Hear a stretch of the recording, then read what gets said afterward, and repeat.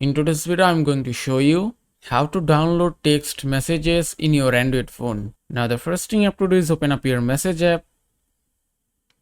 Now, you cannot download any message directly, but you can use some alternative method to download text. Suppose if you want to download this text message, you can take a screenshot.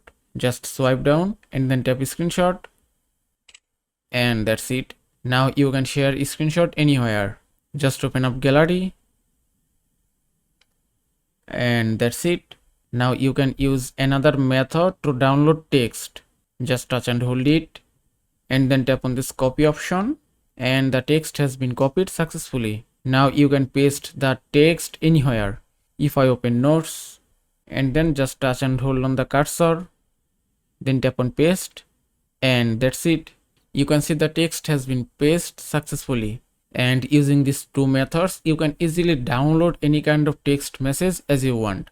And that is how you can download text message in your Android phone.